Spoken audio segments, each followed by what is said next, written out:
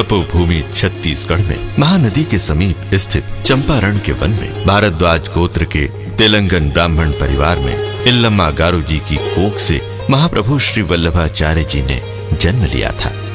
महाप्रभु श्री वल्लभाचार्य जी के पिता का नाम श्री लक्ष्मण भट्ट था, जो गोदावरी नदी के तट पर स्थित ग्राम काकड़वार में निवास करते थे। श्री लक्ष्मण भट्ट 1 लाख ब्राह्मण को भोजन कराने का संकल्प लेकर अपनी गर्भवती पत्नी इल्लम्मा गारू जी के साथ काशी यात्रा को निकले थे।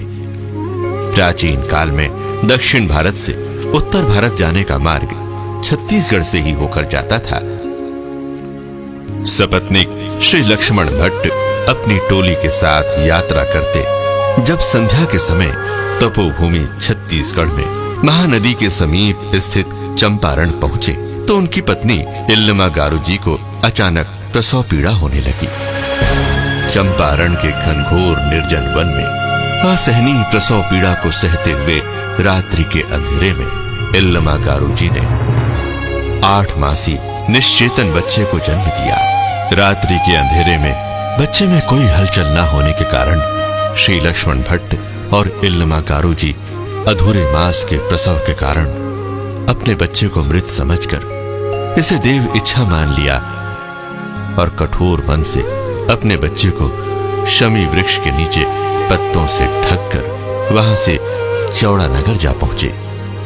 मृत बच्चे की प्राप्ति में शोकाकुल श्री लक्ष्मण भट्ट और इल्लम्मा गारू जी चौड़ा नगर की एक धर्मशाला में विश्राम करने पहुंचे।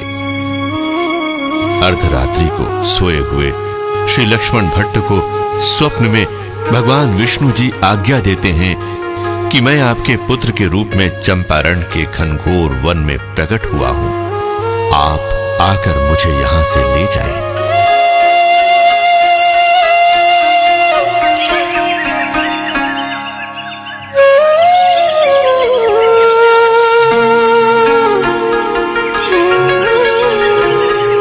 प्रातःकाल श्री लक्ष्मण भट्ट अपनी पत्नी इल्लम्मा गारू जी को अपने स्वप्न के बारे में बताते हैं,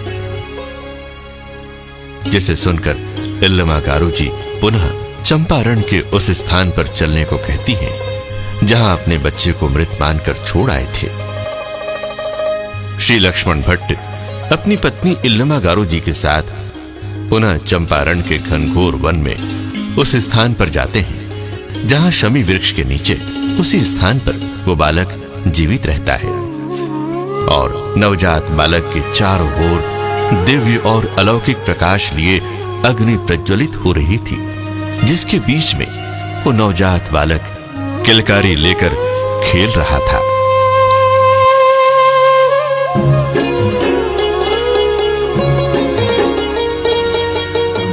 उस अलौकिक दर्शन और अपने नवजात शिशु को जीवित देख श्री लक्ष्मण भट्ट जी और इल्लम्मा गारू जी बड़े प्रसन्न होते हैं।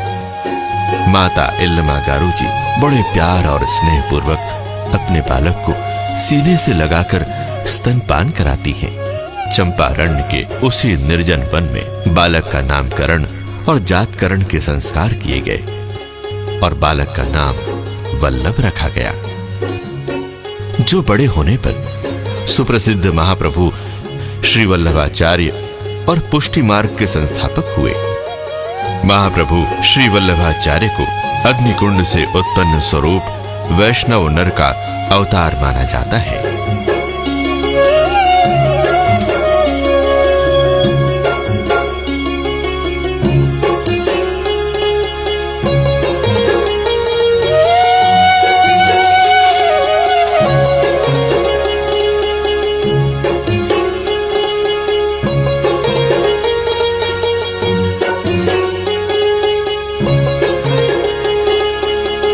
महाप्रभु श्री वल्लभाचार्य जी वल्लभ संप्रदाय के प्रवर्तक माने जाते हैं। महाप्रभु श्री वल्लभाचार्य के जन्म स्थान होने के कारण वल्लभ संप्रदाय के लोग चंपारण को अपना सर्वश्रेष्ठ तीर्थ स्थान मानते हैं।